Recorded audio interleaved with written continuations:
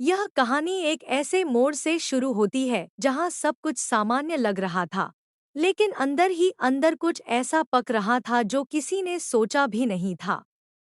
सूरज, जो हमेशा से अपने शांत स्वभाव और सीधी-सादी जिंदगी के लिए जाना जाता था, अचानक एक बड़े फैसले के कारण चर्चा में आ गया। उसकी शादी ईशा से तय हो गई। ईशा एक ऐसी लड़की थी जो बाहर से जितनी सरल और मासूम दिखती थी, अंदर से उतनी ही रहस्यमयी भी थी। दोनों की शादी की खबर जैसे ही परिवार और समाज तक पहुंची, हर कोई हैरान रह गया। किसी को यकीन नहीं हो रहा था कि सूरज ने इतनी जल्दी यह फैसला कैसे ले लिया। शादी का दिन आया तो पूरा माहौल रोशनी, संगीत और खुशियों से भरा हुआ था। घर को फूलों से सजाया गया था। रिश्तेदार दूर दूर से आए थे और हर चेहरा मुस्कान से चमक रहा था। लेकिन इस चमकदार माहौल के बीच सूरज की आंखों में एक अजीब सी बेचैनी साफ झलक रही थी। ईशा भी कभी कभी खामोश हो जाती, जैसे उसके मन में कोई ऐसा राज हो जिसे वह किसी से साझा नहीं कर सकती। जैसे ही शादी की रस्में आगे बढ़ी, माहौल धीरे धीरे बदलने लगा। मंगलसूत्र बांधने की रस्म के दौरान अचानक बिजली चली गई और पूरा हॉल अंधेरे में डूब गया। कुछ लोग इसे सामान्य घटना समझ रहे थे, लेकिन सूरज के चेहरे पर डर साफ दिखने लगा था।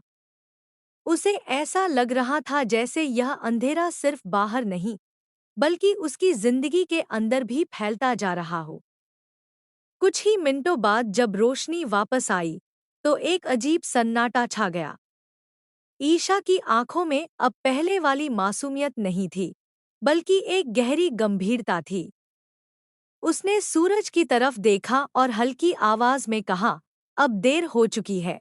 यह सुनकर सूरज का दिल जोर से धड़क उठा। उसे समझ नहीं आया कि ईशा क्या कहना चाहती है, लेकिन उसके शब्दों में छिपा डर साफ महसूस हो रहा था। शादी के बाद जब दोनों घर पहुंचे, तो परिवार वालों ने उन्हें नए जीवन की शुभकामनाएं दी।